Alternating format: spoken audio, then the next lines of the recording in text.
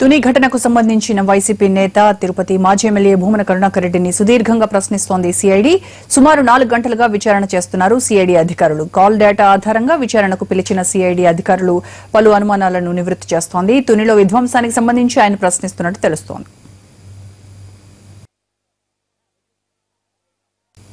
మరిన్ని వివరాలు మా ప్రతినిధి కృష్ణ అందిస్తారు. కృష్ణ, భూమన విచారణకు సంబంధించి తాజా సమాచారం ఏంటి? రోజా దాదాపు 5.5 గంటల నుంచి విచారణ కొనసాగుతూ ఉంది. ఏదైతే తుని ఘటన ఉందో ఆ తుని ఘటనకు సంబంధించి కాల్ డేటా ఆధారంగా, అలాగే భూమన కరుణాకర్ రెడ్డి ముద్రగడ పద్మనాభానికి సంబంధించినటువంటి సంబంధం ఏంటి, దీనికి సంబంధించిన పలు అంశాలపై ఇప్పటికే ప్రశ్నించినట్టుగా తెలుస్తా ఉంది. 11:30 గంటలకు ప్రారంభమైన ఏదైతే విచారణ ఉందో ఈ విచారణ మొత్తం ఇప్పటి వరకు 5 గంటలైంది. 5 గంటలకు కూడా ఇంకా ముగిన పరిస్థితి. మరో గంట పాటు కొనసాగే అవకాశం ఉందని కూడా అధికారులు చెప్తున్న పరిస్థితి. మధ్యాహ్నం భోజన సమయంలో కూడా కరుణాకర్ రెడ్డిని విచారించినట్లుగా తెలుస్తూ ఉంది. మరో పక్కన అనేక మంది వైసీపీ నేతలు, కార్యకర్తలు పెద్ద ఎత్తున ఇక్కడ సిఐడి కార్యాలయం వద్ద కూడా చేరుకుంటున్న పరిస్థితి. అయితే భూమన కరుణాకర్ రెడ్డిని అరెస్ట్ చేస్తారా లేదంటే విడిచిపెట్టేస్తారా అనేది కూడా పెద్ద సందిగ్ధంగా ఉన్న నేపథ్యంలో పెద్ద ఎత్తున సిఐడి కార్యాలయానికి నాయకులు చేరుకున్న పరిస్థితి. ప్రస్తుతం ఆయన అరెస్ట్ చేస్తారా, 5.5 గంటల విచారణ తర్వాత సిఐడి అధికారులు తెలుసుకున్న నిజాలు ఏంటనేది మరికొద్దిసేపట్లో తెలిసే అవకాశం ఉంది. ప్రస్తుతం వైసీపీ నేతలు సిఐడి కార్యాలయం వద్దకు చేరుకుంటున్నారు. వాళ్ళని అడిగి తెలుసుకుందాం. సార్ చెప్పండి, ఏంటి మీకున్న సమాచారం ఏంటి? భూమన కరుణాకర్ రెడ్డిని అరెస్ట్ చేయబోతా ఉన్నారా లేకపోతే విడిచిపెట్టమంటున్నారా? ఏం చేయబోతున్నారు మీరు? మనకి ఏం సమాచారం ఉంటుంది? ఉదయం 11 గంటలకి ఆయన హాజరయ్యారు. బహుశా లోపల విచారణ జరుగుతుందని అనుకుంటున్నాం. లోపల ఏం జరుగుతుందో తెలియదు. పైగా ఈ కేసులో ఇంత సుదీర్ఘమైన విచారణ చేయవలసిన అవసరం ఉందని నేను అనుకోవటం లేదు. భూమన కరుణాకర్ రెడ్డి గారు తుని సంఘటనకి ఏ విధమైన సంబంధం లేదు, అందరికీ తెలిసిన సత్యం అది. కాకపోతే కాపుల ఉద్యమాన్ని, ముద్రగడ పద్మనాభం గారు చేపట్టినటువంటి దీక్షని, ఉద్యమాన్ని వైఎస్ఆర్సీపీ బలపరిచింది. కరుణాకర్ రెడ్డి గారు దాన్ని ప్రత్యేకంగా బలపరిచారు, వెళ్ళి కలుసుకున్నారు. అందువల్ల ఆయన వెళ్ళి కలుసుకున్నారు కాబట్టి తునిలో జరిగినటువంటి రైలు దహనానికి ఆయనే బాధ్యుడనే ఒక కట్టుకథ అల్లి ఆయన పిలిపించారు. సరే, ఏమి నిర్ణయం తీసుకోబోతున్నారు? ఆయన్ని అరెస్ట్ చేస్తారా లేక విచారణ చేసి వదిలేస్తారా అనేది ముఖ్యంగా ఆలోచించుకోవాల్సింది ప్రభుత్వ ఆదేశాల మేరకే సిఐడి డిపార్ట్మెంట్ వారు పనిచేస్తారనేది నాకు తెలిసినటువంటి అనుభవం, నాకున్న అవగాహన. మరి శాసనసభ 8వ తారీఖు జరగబోతున్నటువంటి సందర్భంలో బహుశా ఏదైనా ఎత్తుగడ వేసుకుని శాసనసభలో ఓటుకు నోటు కేసు, ఆయన స్టే తెచ్చుకున్న విధానం, దీని మీద చర్చ జరగకోకుండా ఈ రైలు దహనంలో వైసీపీ హస్తం ఉన్నదనేటువంటి ఒక చర్చ తీసుకురావాలనే ఉద్దేశంతో, అలాంటి దుర్బుద్ధితో ఏదైనా అరెస్ట్ చేసేటటువంటి ఆలోచన చేస్తున్నారా? ఇవన్నీ సందేహాలు. ఈ సందేహాలు పటాపంచులు కావాలంటే ఇంకొంత సమయం పడుతుంది. మరి ఈరోజు ఇది విచారణ పూర్తి చేసి కరుణాకర్ రెడ్డి గారిని పంపించి వెళ్ళిపోమంటారా, లేకపోతే ఇవాళ కొంత విచారణ చేసాము మళ్ళీ రేపు రమ్మని మళ్ళీ ఏమన్నా చేస్తారు? ఇవన్నీ పోలీస్ వారు ప్రయోగించే టాక్టిక్స్లు మన అందరికీ తెలుసు ఇది. కాబట్టి విచారణకైతే ఇంతసేపు విచారణ చేయవలసిన అవసరం ఉందని నేను అనుకోవడంలో, బహుశా పైనుంచి చంద్రబాబు నాయుడు గారు ఆదేశాల కోసం ఏమైనా ఎదురు చూస్తున్నారేమో. కరుణాకర్ రెడ్డి గారు విచారణకు వచ్చారండి, విచారణ జరుగుతూ ఉన్నది, విచారణ అయిపోయింది, కరుణాకర్ రెడ్డి గారిని ఏమి చేయమంటారు ఏమిటని మరి ముఖ్యమంత్రి గారిను, లోకేష్ గారిను బహుశా సిఐడి వారు అడుగుతున్నారేమో నాకున్నటువంటి సందేహం. కాబట్టి చూద్దాం. కాసేపు ఆగిన తర్వాత చట్టం తన చేతుల్లోకి తీసుకుంటే ప్రభుత్వం, ఏదో చంద్రబాబు నాయుడు గారు ఇవాళ ముఖ్యమంత్రిగా ఉన్నారు కాబట్టి తన వ్యతిరేకులందరినీ తుని సంఘటనలోనూ, తన వ్యతిరేకులందరినీ మరొక సంఘటనలోనూ పెట్టి రాజకీయ కక్ష తీర్చుకోవాలనేటువంటి ఒక దుష్ట సాంప్రదాయాన్ని వాళ్ళ చంద్రబాబు నాయుడు గారు ప్రభుత్వం ప్రవేశపెడితే, చంద్రబాబు నాయుడు గారు శాశ్వతంగా ముఖ్యమంత్రిగా ఉంటారా? ఆయన ఉన్నంతకాలం, భూమి మీద ఉన్నంతకాలం ఆయనే ముఖ్యమంత్రిగా ఉంటారా? మా ప్రభుత్వాలు మారవా?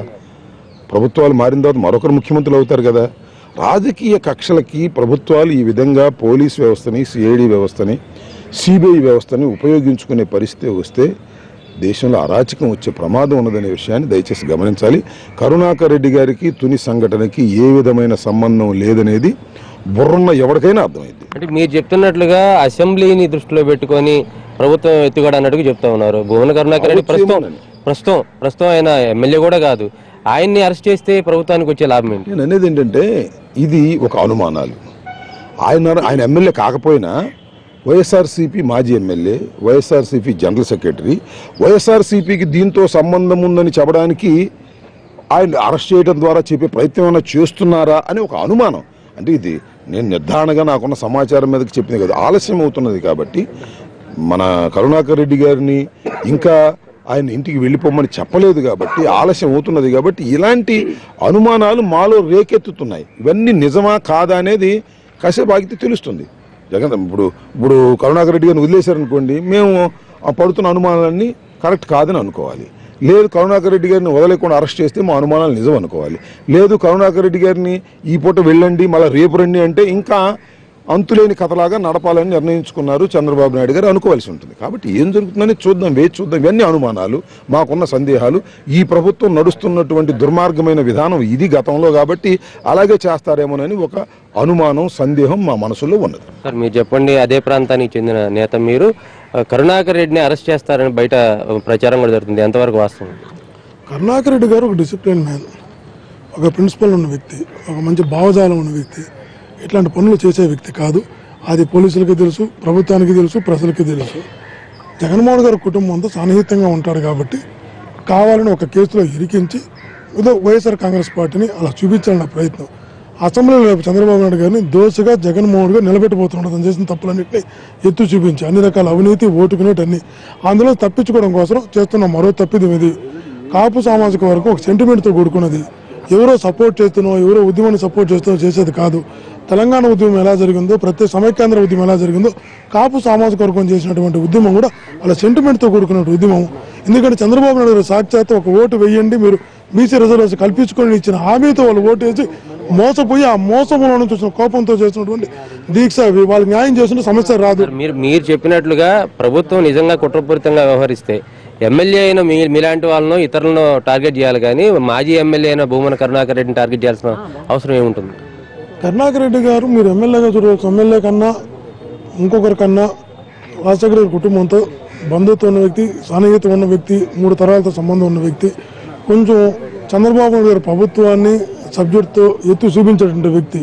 కాబట్టి కరుణాకర్ రెడ్డి గారు లాంటి వ్యక్తిని టార్గెట్ చేయాలనుకుంటే రాజశేఖర గారిని, వైఎస్ఆర్ కాంగ్రెస్ పార్టీని, జగన్మోహన్ గారిని టార్గెట్ చేయాలంటే భావించవచ్చు. కానీ ఒకటి చెప్తున్నా, మాకు అనేక అనుమానాలు ఏంటంటే ఈ ట్రైన్ తగ్గడం కేసు తెలుగుదేశం పార్టీ చేసి ఉంటుందని ఒక అనుమానం అయితే కలుగుతుంది. ఆ అనుమానం ఎందుకు కలుగుతుందంటే పోలీసులు కూడా ఈరోజు తెలుగుదేశం పార్టీకి కార్యకర్తలాగా తయారయ్యారు. ఒకవేళ వాళ్ళ చేత ఏమైనా చేయించిందా, కార్యకర్తల చేత చేయించిందా, వాళ్ళ మీద ఇప్పుడు సిఐడి ఇప్పుడు సిబిఐ పెడదాం మేము అడుగుతున్నాం. సిబిఐ చేస్తే అసలు అవసరాలు బయటకు వస్తాయి. సిఐడి నీ కంట్రోల్లో ఉన్నది. నీ ఇంట్లో ఉన్న మనిషి చేత నువ్వు పని చేయించుకో, నువ్వు విచారం చేసుకుంటే నువ్వు దొంగని ఎందుకు చెప్తారు? సిబిఐ చేత విచారం చేయిస్తే చాలా మంది పోలీసులు జైలుకి వెళ్ళే అవకాశం ఉండొచ్చేమో నాకు తెలియదు. తెలుగుదేశం పార్టీ వాళ్ళైతే జైలుకుపోతారు. వాళ్ళకే సంబంధం ఉంది. వాళ్ళది చేయించిన కార్యక్రమం అందులో వాళ్ళు బయటపడడం కోసం ఎవరినో ఒక తగిలించడం ఇట్లాంటి కార్యక్రమాలు చేస్తున్నారు. చంద్రబాబు నాయుడు చేస్తున్న తప్పుల నుంచి తప్పించుకోవడం కోసం ఆడుతున్న జిమ్ముకి కార్యక్రమం. ఏదైనా ఒకటి మనం స్పష్టంగా చెప్తున్నాం, కరుణాకర్ రెడ్డి గారిని ఉదయం నుంచి లోపల పెట్టున్నారు. ఆయనకు కానీ ఏ రకమైన ఇబ్బంది కలిగినా, ఏ రకంగా సంబంధం లేని వ్యక్తికి, ఏ రకంగా ఆ సంబంధం లేని వ్యక్తి అంటగట్టే ప్రయత్నం చేసి ఆయనకి ఇబ్బంది కలిగిస్తే ఖచ్చితంగా ప్రభుత్వం మూల్యం చెల్లించుకోవాల్సి వస్తుంది. ఖచ్చితంగా చెప్తున్నాం, పోరాటాలకు సంసిద్ధం. ఒకవేళ కరుణాకర్ లాంటి వ్యక్తి ప్రిపేర్ అవుతున్నాడు. ఏం ప్రిపేర్ అవుతున్నా అంటే ఏ తప్పు చేయకుండా, ఏ సంబంధం లేకుండా కాపుల కోసం నేను జైలుకి వెళ్ళాల్సి వస్తే, నేను ఇబ్బంది పడాల్సి వస్తే, పేచ్ చేయాల్సి వస్తే నేను పేచ్ చేస్తాను ప్రిపేర్ అయినాడు. కాపు సామాజిక వర్గం కోసం నేను దేనికైనా సిద్ధం అని జగన్మోహన్ గారు సిద్ధపడినాడు. ఏ తప్పు చేయకపోయినా సిద్ధంగానే ప్రభుత్వం శిక్షించినా సిద్ధపడ్డాను, ప్రిపేర్ అయినాడు. కానీ ఈ ప్రభుత్వం మటుకు మూల్యం చెల్లించుకోక తప్పదు.